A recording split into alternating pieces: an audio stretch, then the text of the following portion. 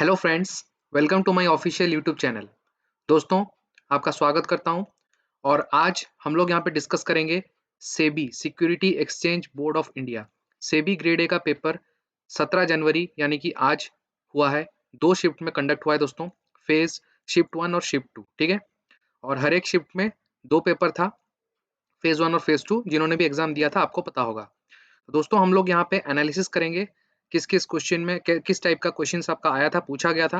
और यहाँ पे शिफ्ट 2 का एनालिसिस मैं आपके लिए लेके आया हूँ दोस्तों। दोस्तों यहाँ पे पूरा ऑथेंटिक इन्फॉर्मेशन आपको दिया जाता है। मेरे को अभी तक शिफ्ट 1 का जो भी पेपर है वो मिल नहीं पाया है, एनालिसिस अच्छे से हो नहीं पाया, इसलिए मैं नहीं लेके आया हूँ। अगर आप लोगों को मिलता है तो आप लोग ज़रूर से टेलीग्राम ग्रुप में सेंड कीजिए या फिर कमेंट सेक्शन में क्वेश्चंस दीजिए। बिल्कुल से आप लोगों के लिए वीडियो बनाया जाएगा। ओके दोस्तों, authentic information, exact correct questions जो आया था एग्जाम में, उसी के साथ हम लोग डिस्कशन स्टार्ट करेंगे, ताकि आगे आने वाले जितने भी बैंक के एग्जाम हैं या फिर इंश्योरेंस वाले एग्जाम हैं, जो भी बच्चे हैं उनके लिए बहुत ही फायदेमंद होगा ये सेशन। ओके, चलिए सेशन को स्टार्ट करते हैं। तो यहाँ पे हम लोग चलते हैं नेक्स्ट स्लाइड में। ये देखिए पेपर 1 में जो था आपका, दो पार्ट में आपका था क्वेश्चन पेपर, पेपर 1 और पेपर 2। पेपर 1 में आपका 4 सेक्शन था, इसमें जीए जनरल अवेयरनेस 20 क्वेश्चंस था, ठीक है, और 25 मार्क्स का। फिर इंग्लिश में था 20 क्वेश्चंस 25 मार्क्स का।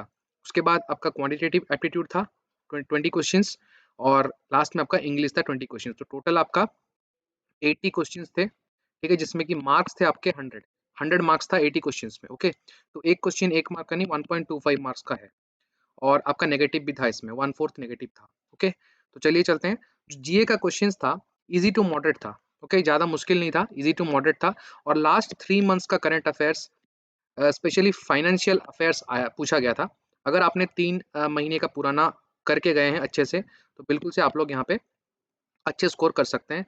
लगभग आप यहाँ पे 15 क्वेश्चंस के अराउंड इजीली बना सकते हैं दोस्तों। 12 से 15 क्वेश्चन आप लोग बना सकते थे। ओके, और इससे ज़्यादा भी बच्चे बना के आए होंगे। नेक्स्ट था आपका इंग्लिश। इंग्लिश सेक्शन में आपका 20 क्वेश्चंस पूछा गया था, जिसमें भी ईज़ी टू मॉडरेट था। लेकिन थोड़ा आपका कोई-कोई सेक्शन में बच्चों को मुश्किल लगा होगा। आरसी पूछा गया था, क्वेश्चंस बन जा रहे थे आरसी में। आरसी में जो आपका वर्ड भी दिया गया था, कुछ एम्प्लॉयड वर्ड दिया गया था, एम्प्लॉयड पूछा गया था। जो एम्प्लॉयड वर्ड यूज़ हुआ है पैसेज में, उसका मीनिंग क्या है? ओके, और आपका जम्बल्ड सेंटेंसेस दिया रहता है, मतलब सेंटेंसेस ऐसे आपको दिए थे, sentence 1, sentence 2, sentence 3, sentence 4, sentence 5 और 6। तो 6 सेंटेंस दिया हुआ था, और 6 सेंटेंस में से आपको मोस्ट अप्रोप्रिएट ऑर्डर देखना था। Okay, you have to select the order in which the sentences will be arranged.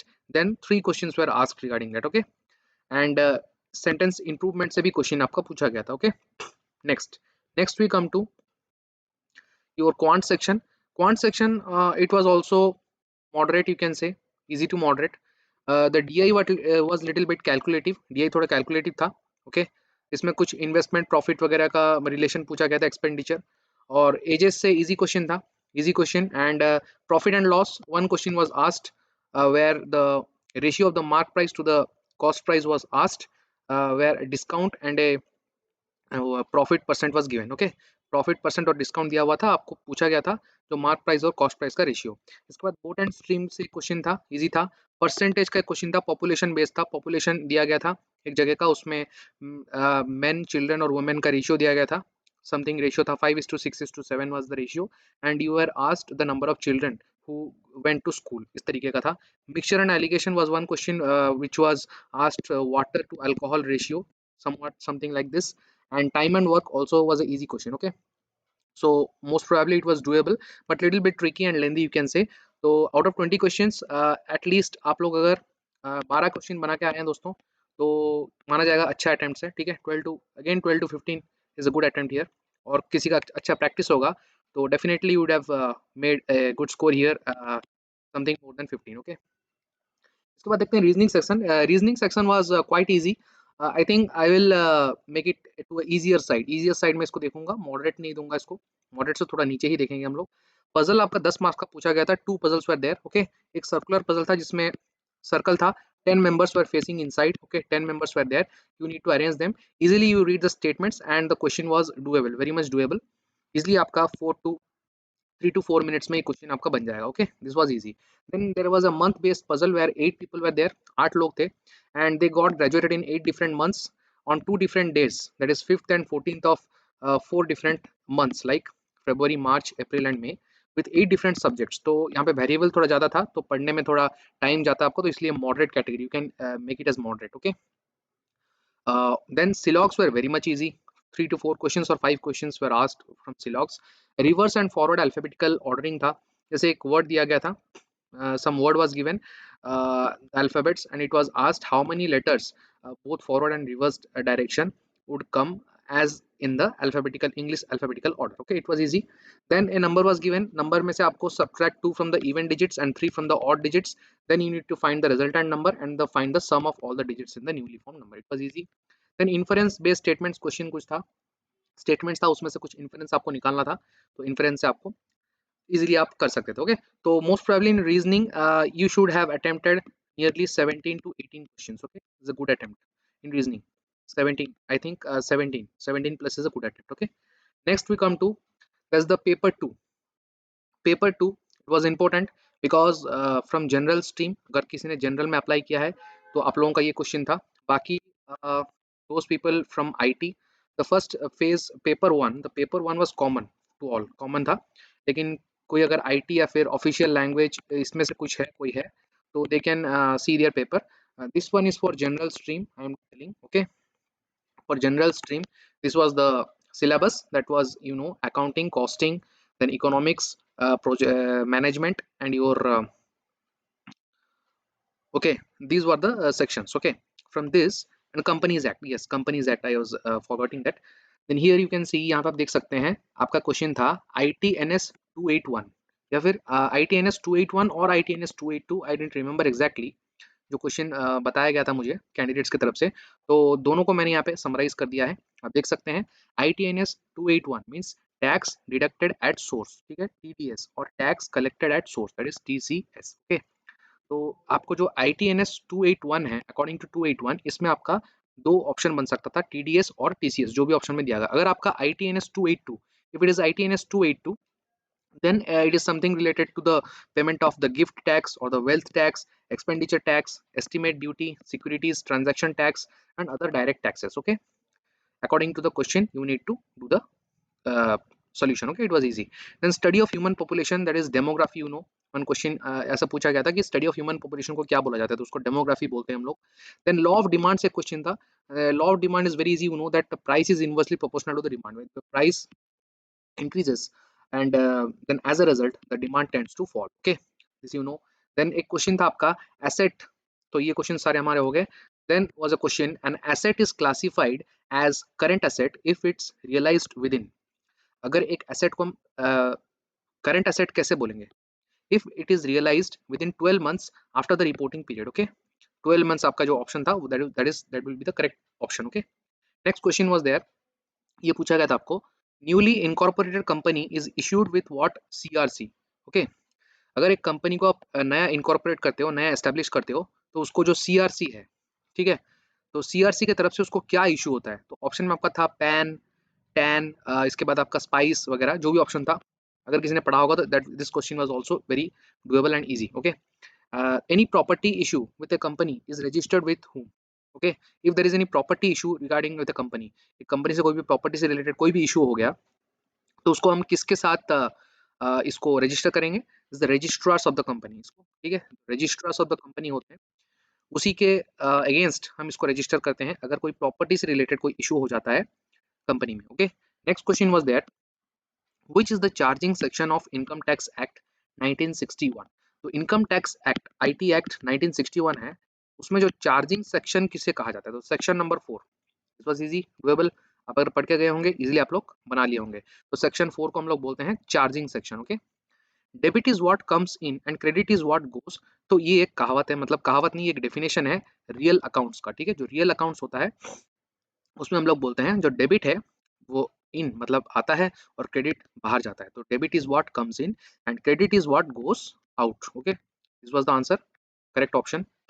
Next question, what does O stands for in सोट. तो सोट एनालिसिस आपने सुना होगा, SWOT, इसमें O का मीनिंग पूछ लिया था. तो यहाँ पे देखिए सोट मतलब strengths, weaknesses, opportunities and threats. Okay, ये आपका तो ऑप्शन आपका ये होता है अपॉर्चुनिटीज। ओके, क्वेश्चन पूछा गया था एग्जाम में। Then BPO stands for what? BPO was asked business process outsourcing, आपको इजीली पता होगा, जिन्होंने मैनेजमेंट कंप्लीट किया होगा तो ये बेसिक डेफिनेशन होता है। बीपीओ आपको पता है, अगर हम किसी बाहर के कंपनी में कोई पार्टी में अगर हम बिजनेस ट्रांजैक्शन करते हैं तो उसको उस प्रोसेस को हम बोलते हैं BPO, business process outsourcing. Okay, then DT double A was asked. Okay, international scenario से डीटीए का क्वेश्चन पूछा गया था फुल फॉर्म, जिसमें आपका करेक्ट ऑप्शन ऑप्शन क्या हो जाएगा? इसमें आपको पूछा गया था बेसिकली जो डी का फुल फॉर्म क्या है। Okay, what does D stands for? It was asked. Okay, तो डी का डबल हो जाएगा आपका, ठीक है, दिस वाज द ऑप्शन, तो double taxation avoidance agreement. Okay, then आपका एनएवी का फुल फॉर्म पूछा गया था in respect of mutual funds. तो म्यूचुअल फंड्स में एनएवी का मतलब क्या है आपको पता होगा, बहुत इजी क्वेश्चन है, net asset value. Okay, net asset value. Then LCR का टर्म पूछा गया था, LCR what does C stand for in the abbreviation LCR? That is coverage, तो liquidity coverage ratio. Okay, this was the question, ये question था दोस्तों। ये analysis जो है ऐसा नहीं है कि बस सेबी के लिए है, ये आगे जो भी आपका एग्जाम है जिसमें आपका फाइनेंशियल टर्म्स पूछा जाता है, फाइनेंशियल अवेयरनेस, बैंकिंग अवेयरनेस, सभी में ये काम आएगा, बहुत ही इंपॉर्टेंट है। ओके दोस्तों, तो आगे के एग्जाम में इसमें से क्वेश्चन बन सकता है आपका, तो आपको देखना जरूरी है किस तरीके से क्वेश्चन पूछा जा रहा है। Next, theory to induce a desired behaviour by reward and punishment. there was one theory where you need to induce good behavior in your employees. So it can be done by reward and punishment, both combination of reward and punishment. So that theory was called what? Carrot and stick. It was the correct option. तो carrot and stick ऐसा एक theory, इसमें हम reward देते हैं और punish भी करते हैं अपने एम्प्लॉयज को, ताकि उनके अंदर कुछ एक नया डिजायर्ड बिहेवियर अपने हिसाब से हम डाल सके। Okay, the next question was CBDT. CBDT deals with which tax? CBDT आपको पता होगा, central bureau of direct taxes, central board of direct taxes, sorry. So it deals with direct tax, ये ऑप्शन में था, this is the correct answer. Okay, then आपका था NBFCs are regulated by, तो NBFC आपको पता है non banking financial corporations. Okay, तो इसमें आपका जो एनबीएफसीज को कौन रेगुलेट करता है? RBI regulates the NBFCs, the central bank of India. तो Reserve bank of India Act 1934 के तहत आरबीआई क्या करता है? एनबीएफसीज को रेगुलेट करता है। Okay, this was the correct answer. Then government schemes for the welfare of girls, तो government schemes for the welfare of girls के लिए आपका कौन सा जो गवर्नमेंट स्कीम था वो रिलीज किया गया था? Which government scheme was released for the welfare of the girls? तो two options were there, Beti Bachao Beti Padhao and Sukanya Samriddhi. Okay, so in the comment section you need to answer this question. Okay, comment section में आप लोग answer कर दीजिए कि ये इसका answer क्या होगा, बेटी बचाओ बेटी पढ़ाओ होगा या सुकन्या समृद्धि होगा। ओके, आपने क्या आंसर किया है दोस्तों?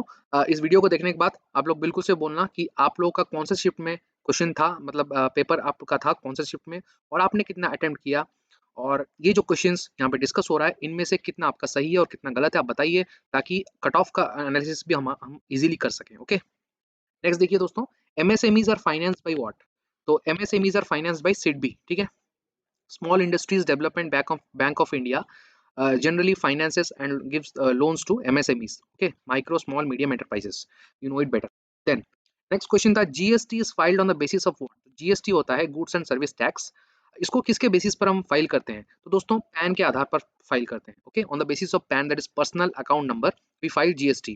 Nowadays government is providing facilities to authorize the Aadhaar also, okay, along with PAN, but initially it was PAN. Then GST is applicable to what? Okay, there was a question, GST जो है वो पूरे India में, it is applicable to whole of the India, entire nation, और entire nation except J&K, except Andaman and Nicobar, except Puducherry और except the UTs, union territories, ये option में था। तो आपको पता होगा दोस्तों, जुलाई 2017 को क्या हुआ था, जम्मू एंड कश्मीर में ये पास हो गया था। जम्मू एंड कश्मीर में जो नहीं था जीएसटी, पहले एप्लीकेबल नहीं था, it was passed in July 2017। After that GST is applicable to whole of the India, entire nation को जीएसटी एप्लीकेबल है। ओके, देन कंप्यूटर से कुछ क्वेश्चन थे, इजी क्वेश्चन थे दोस्तों, वेरी इजी। कंप्यूटर स्टार्ट और restart operation is called what? It is booting. Booting process को हम कहते हैं कंप्यूटर स्टार्ट रीस्टार्ट। ओके, जैसे ही कंप्यूटर को हम स्टार्ट करते हैं तो क्या होता है, जो ऑपरेटिंग सिस्टम में हमारा रैम होता है, RAM gets booted, loaded into the computer, okay, for operations, that is called booting. Then crime related to computer, everyone knows cyber crime. Okay, easily you can answer this. Cyber crime क्या है? Any crime that is related to computer. Then था आपका, how many schedules are there in Companies Act 2013? तो दोस्तों Companies Act syllabus में mention किया गया था, बहुत ही इंपॉर्टेंट था, आप लोगों ने बिल्कुल से कवर किया होगा, ये आपको पता ही होगा कितने स्केड्यूल थे दोस्तों। There are 7 schedules, 29 chapters and 470 sections in the Companies Act 2013। Okay, तो जो कंपनीज एक्ट है वो कितने बार अमेंड किया गया है, ये आप कमेंट सेक्शन में बताइए। बहुत ही इजी क्वेश्चन है दोस्तों। How many times the companies act been amended, okay, until 2020, 2020 तक, 2020 तक कितने बार कंपनीज एक्ट को अमेंड किया गया है। बहुत ही इजी क्वेश्चन होगा, अगर आपने प्रिपरेशन किया होगा बिल्कुल से इसका आंसर कर पाएंगे। Okay, next next question was, in which ratio is the profit or loss divided among the partners in the absence of partnership deed। Okay, जो पार्टनरशिप डीड अगर नहीं है, अगर कोई भी पार्टनर्स, जितने भी पार्टनर्स हैं बिजनेस में, उनके अंदर अगर कोई भी पार्टनरशिप डीड, पार्टनरशिप एग्रीमेंट नहीं है, तो उस केस में क्या होता है, जो प्रॉफिट और लॉस होता है वो कैसे डिवाइड करते हैं हम। कैपिटल के बेसिस में डिवाइड करते हैं, एज एक्सपीरियंस के बेस में डिवाइड करते हैं, इक्वली डिवाइड करते हैं, या कैसे करते हैं। तो answer is equally. Okay, if there is no partnership deed, then the partnership, then the profit or the loss, whichever it is, whatever it is equally divided among all the partners, irrespective of their investments, irrespective of their profits, or the irrespective of the time they devote to the business। okay, according to partnership act 1932, partnership act 1932 के तहत equally हम divide करते हैं। okay, next question was, a lender of the last resort, LOR। okay, lender of the last resort किसे बोलते हैं। ये one liner type का क्वेश्चन है दोस्तों। कंट्री का जो सेंट्रल बैंक होता है, कोई भी कंट्री का सेंट्रल बैंक होता है, उसे हम बोलते हैं lender of the last resort, and it is none other than reserve bank of India. Okay, the next question was, CPM in project management. तो सीपीएम होता है प्रोजेक्ट मैनेजमेंट में, उसको हम क्या बोलते हैं, क्रिटिकल पाथ मैनेजमेंट। ओके, ये एक थ्योरी होता है प्रोजेक्ट मैनेजमेंट में, जिसको हम स्टडी करते हैं ताकि हमारा मैनेजमेंट कैसे चल रहा है, क्या चल रहा है, उसका स्टेटस जानने के लिए। तो क्रिटिकल पाथ मैनेजमेंट, ये फुल फॉर्म पूछा गया था जनरली। तो जो सेकंड फेज में एग्जाम होगा, इसमें थोड़ा डीप में कॉन्सेप्ट्स पूछे जाएंगे, लेकिन जो फर्स्ट फेज का एग्जाम था, फेज 1 था, इसमें आपका बेसिकली ऊपर ऊपर से फंडामेंटल चीज पूछा गया। ओके, तो आप लोग बेटर प्रिपेयर कीजिए सेकंड फेज के लिए, जिनका अच्छा अटेम्प्ट है। ओके, लास्ट में हम लोग बात करेंगे कितना आपका कट ऑफ जा सकता है, कितना अटेम्प्ट आपका हो सकता है। ओके, अंडर व्हाट सब head the provision for tax appears in A companies balance sheet. Okay, company का जो बैलेंस शीट होता है, उसमें किस हेड के अंदर, किस हेडिंग के अंदर आपका provisions for tax, provisions for tax किसके अंडर में रहता है, शॉर्ट टर्म प्रोविजंस। ओके, जो शॉर्ट टर्म प्रोविजंस होता है उसके अंडर में आपका प्रोविजंस फॉर टैक्स रहता है। तो ये आपका हो जाएगा correct answer. Okay, next question, what benefits the debenture holders. तो डिवेंचर होल्डर्स क्या बेनिफिट एंजॉय करते हैं, या अपने आप से इसका आंसर दीजिए। ऑप्शंस मेरे को याद नहीं है, ऑप्शंस क्या था, मतलब कैंडिडेट्स ने क्या बताया, इजीली याद नहीं है। तो दोस्तों डिवेंचर आप देख लीजिए, डिवेंचर फैसिलिटी, डिवेंचर होल्डर्स जो होते हैं उनको क्या क्या फैसिलिटीज मिलता है एक कंपनी में, वही पूछा गया था। ऑप्शंस में जो था उसके हिसाब से आपका आंसर होगा। और एक क्वेश्चन शायद जॉब इवैल्यूएशन मेथड के ऊपर था। ओके, एग्जैक्टली क्वेश्चन पता नहीं है। And one more question was there दोस्तों, जो हमारा चाइल्ड सेक्स रेशियो है, ये मेरे को अभी याद आ रहा है, कैंडिडेट ने बताया था, मैंने इंक्लूड नहीं किया यहाँ पे। तो चाइल्ड सेक्स रेशियो है। Okay, what is the factor that is declining the child sex ratio in India। what is the factor, कौन सा फैक्टर ऐसा है जो कि चाइल्ड सेक्स रेशियो को डिक्लाइन कर रहा है। whether it is unemployment, okay, these were the options, whether it is unemployment, whether it is your uh, government policy, okay, or you can say whether it is medical reason, okay, and some other options were there, two more options। okay, what is the answer, you comment, okay, better you comment this in the comment section। okay, what is the answer, child sex ratio कैसे मतलब आपका कम होता है, किस factor से। बहुत सारे बच्चों का ये आंसर है अनएम्प्लॉयमेंट। देखिए अनएम्प्लॉयमेंट करेक्ट आंसर है या नहीं। ओके, और भी कुछ ऑप्शन था शायद, एग्जैक्ट ऑप्शन याद नहीं है दोस्तों, अगर आपको याद है आप भेजिए कमेंट सेक्शन में। तो और भी किसका शिफ्ट फेज 1 में जिसका हुआ है, शिफ्ट 1 में जिसका एग्जाम हुआ है, तो उन लोगों को अगर कुछ क्वेश्चन मिलता है, या फिर इससे रिलेटेड, इसमें से भी और भी क्वेश्चन थे, 50 क्वेश्चन आपके पूछे गए थे फेज 2 के पेपर 2 में, फेज 1 में। तो ये आप अगर आपको मिलता है तो आप बिल्कुल से भेजिए, कमेंट सेक्शन में भेजिए, या फिर टेलीग्राम ग्रुप में भेजिए। ये आपका टेलीग्राम ग्रुप है दोस्तों। ओके, इजी माइंड डिस्कशन, यहाँ पे आप लोग भेज सकते हैं, और ये दोनों ग्रुप में आप जुड़ जाइए। आपको वीडियो के लिंक्स, नोटिफिकेशंस जैसे ही वीडियो नया आता है आपको मिल जाएगा। और फेसबुक ग्रुप में भी आप लोग ज्वाइन कर सकते हैं, इंस्टाग्राम में भी फॉलो कर सकते हैं दोस्तों। ओके, एंड दोस्तों मैं बता देना चाह रहा हूँ, अब बात करते हैं कट ऑफ के बारे में। ठीक है, देखिए आपका जो अटेम्प्ट है जीए में, आपका लगभग 12 to 15 attempts is a good attempt in GA, okay, in the paper 1।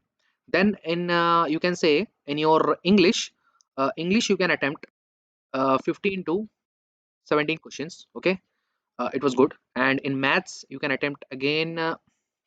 You can say 12 to 14 questions on an average. If someone does better, it is good.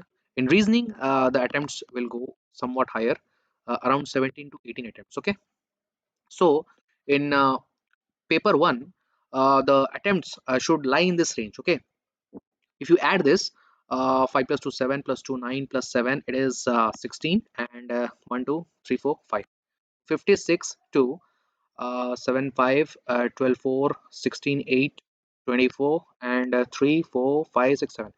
So around 56 to 74 attempts. Okay, so 74 is a larger higher side out of 80.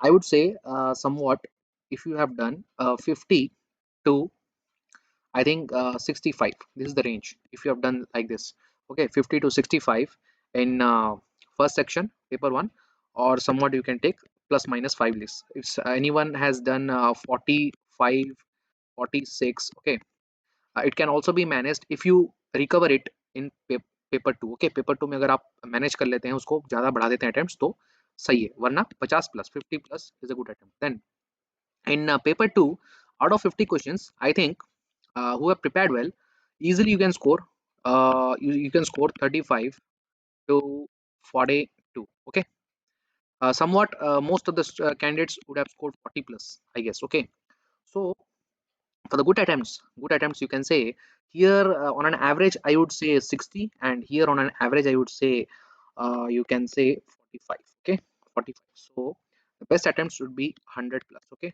100 plus out of 130. Total questions were 130. Out of 130, if you attempted somewhat 100 to 100, okay, doesn't matter.